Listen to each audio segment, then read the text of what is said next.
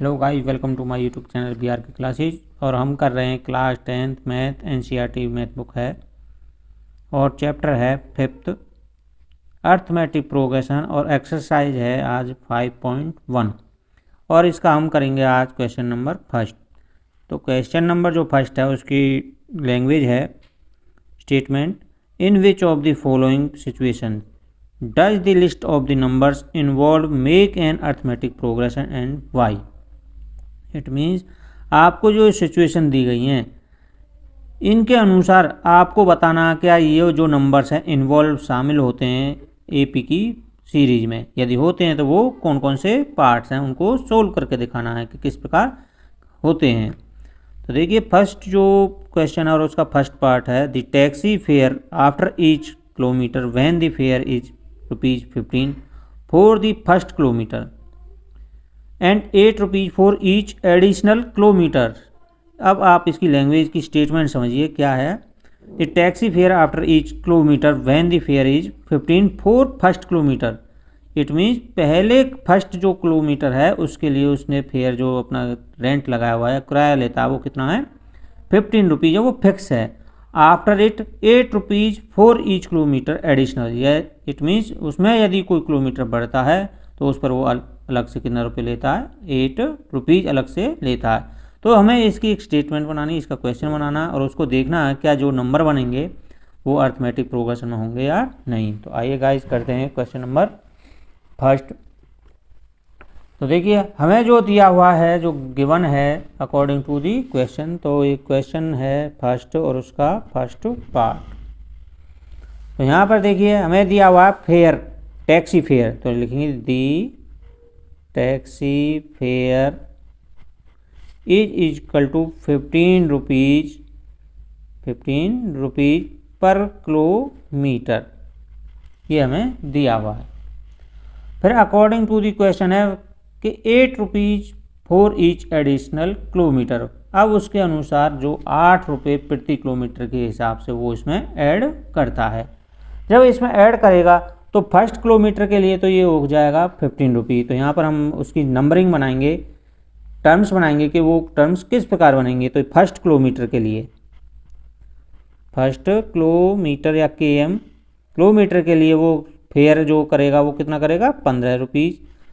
Second जो kilometre होगा second kilometre के लिए वो इसमें पर किलोमीटर कितना ऐड करता है ₹8 ऐड करता है। यानी ये जब हम सेकंड टर्म या सेकंड किलोमीटर पर जाएंगे तो वो इसमें कितने रुपये ऐड कर देगा ₹8। तो ये 15 प्लस में 8 इक्वल टू हो जाएगा ₹23। थर्ड जो किलोमीटर 3 किलोमीटर या थर्ड किलोमीटर के लिए हम जाएंगे तो वो इसमें ऐड कर देगा, फिर से कितना ऐड करेगा ₹8। तो ₹8 किस में करेगा जो सेकंड जो किलोमीटर पर उसने रेट बना दिया था, यानी जो इक्वल कर दिया था उसमें। तो ये सेकंड जो किलोमीटर पर उसने टोटल अमाउंट बना दी थी 23, तो इसमें वो ऐड कर देगा ₹8। तो ये हो जाएगा 31। अब इसी प्रकार 4 किलोमीटर के लिए फेयर जो बनाएगा वो क्या होगा, जो थर्ड किलोमीटर पर जाकर जो फेयर बना था उसमें भी वो क्या ऐड करेगा 8। तो 31 प्लस में 8 इक्वल टू 39। तो इस प्रकार हमने 4 टर्म्स यहाँ पर फाइंड आउट की हैं। तो अब देखिए जब हमारे पास टर्म्स हैं तो 15, इसी प्रकार हम नेक्स्ट आगे भी कर सकते हैं। तो 15, 23, 31 और 39। तो अब देखिए यहाँ पर ये क्या है फर्स्ट टर्म है, तो फर्स्ट टर्म क्या होगा यहाँ से A वो कितनी है 15। अब हमें इसके जो डिफरेंस दिया हुआ था वो कितना था इक्वल टू 8 किलोमीटर गिवन था। तो क्या ये जो टर्म्स बनी हैं क्या वो इक्वल रेशो में, यानी उनके बीच का जो डिफरेंस है कॉमन डिफरेंस इक्वल था। तो हाँ यहाँ से देखिए आप ये 15 में 8 प्लस किया 23, फिर हमने इसमें ऐड किया 31, फिर 8 ऐड किया 39। तो यहाँ पर जो है डिफरेंस भी इक्वल चल रहा था और जो हमें जो संख्याएं मिली हैं, क्रम्स मिले हैं, टर्म्स मिली हैं वो भी इक्वल डिफरेंस के अनुसार मिली हैं। तो यहाँ पर आप लिख सकते हो then these numbers are in AP mean arithmetic progression में हैं। तो आइए गाइस करते हैं अब क्वेश्चन फर्स्ट और उसका सेकंड पार्ट। जो सेकंड पार्ट है वो आपके सामने इस प्रकार है, the amount of the air present in a cylinder when A vacuum pump removes 1/4 of the air remaining in the cylinder at a time. It means क्या है, amount of air present in a cylinder, किसी cylinder में air present है और vacuum pump है वो उसमें से रिमूव्स करता है 1/4 ऑफ द एयर, यानी जो टोटल एयर है उसका 1/4 यानी 1/4 पार्ट है जो उसका रिमूव करता है in a one time in the cylinder at a time, यानी वन टाइम में, यानी एक बार में उसका जो गैस में सिलेंडर में जो गैस है उसमें से 1/4 पार्ट उसका रिमूव कर देता है। तो अब हमें ये बताना है कि क्या ये जो नंबरिंग बनेगी या जो टर्म्स बनेगी वो एपी में होगी या नहीं, या वैक्यूम जो पंप है वो रिमूव्स करेगा एयर वो इंक्रीजिंग ऑर्डर में या डिक्रीजिंग ऑर्डर में रिमूव करेगा, तो क्या जो ऑर्डर होगा या जो टर्म्स होगी वो एपी में होगी या नहीं। तो आइए गाइस, यहाँ पर हमें ना तो ये बताया गया उसमें सिलेंडर में कितनी गैस है, हाउ मेनी की, तो इसकी यहाँ पर हमें लेट करना पड़ेगा। तो उस गैस सिलेंडर में हमको गैस लेट करनी पड़ेगी। तो late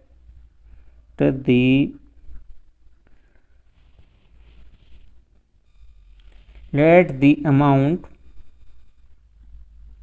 of gas in cylinder, वो हम लेट कर लेते हैं x। अब हमने सिलेंडर में गैस की अमाउंट को भी लेट कर लिया है। अब अकॉर्डिंग टू द क्वेश्चन या statement, according to the question वो उसमें कहा गया है कि जो वैक्यूम पंप है वो रिमूव्स करता है 1/4 of the air. According to the question ये आएगा द पंप्स, वो स्टेटमेंट लिखेंगे the pumps remove the air, remove the air. तो ये देखिए एयर का कितना वो कर रहा है 1/4 पार्ट, 1/4 पार्ट। जब वो 1/4 पार्ट रिमूव कर रहा है और सबसे पहले उसमें कितनी गैस थी वो हमने लेट किया था x, तो ये हो जाएगा हमारा a। अब इसके बाद जब वो उसमें से 1/4 पार्ट उसमें से रिमूव कर देगा तो वहाँ पर कितनी जो गैस बचेगी उसको हमें फाइंड आउट करना है। यहाँ पर लिखेंगे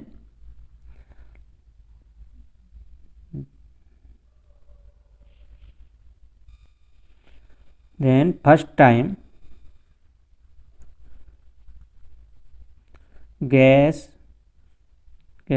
left in cylinder,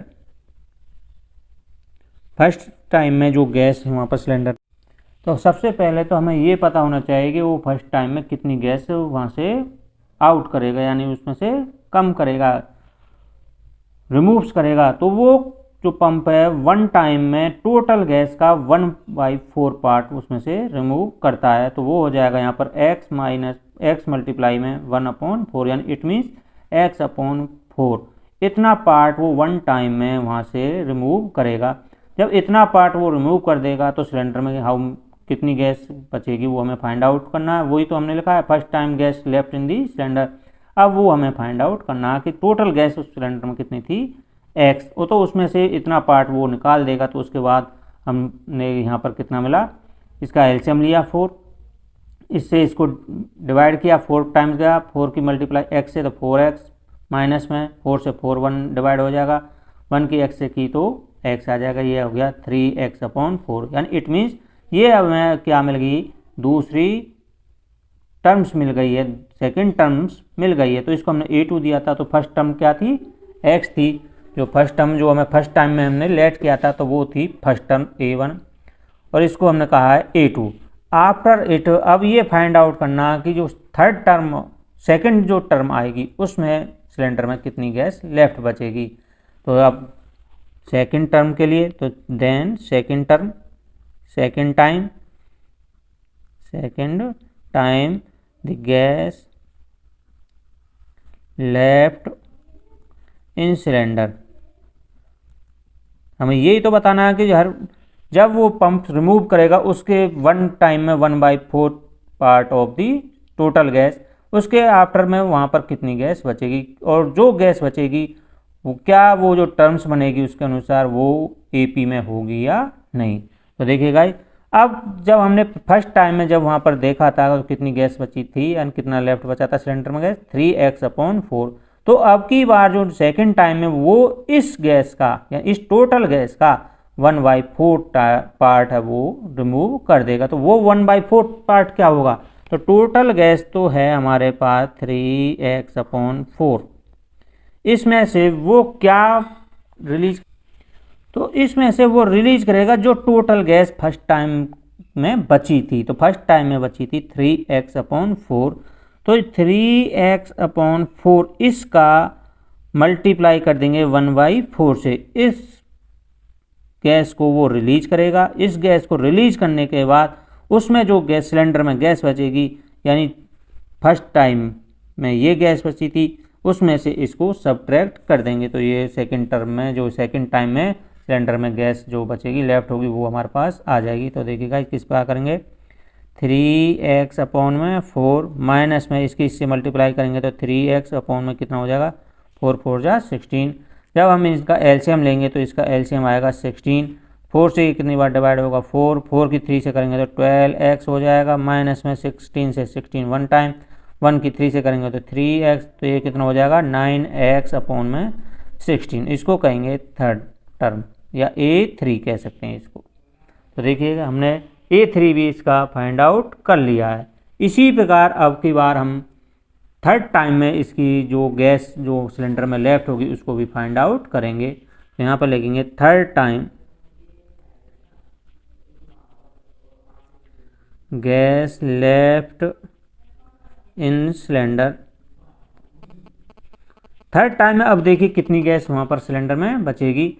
तो देखिए सेकंड टाइम में जब रिमूव पंप ने जो गैस है रिमूव्स कर दी उसके बाद हमें वहाँ पर कितनी गैस बची थी, 9x/16।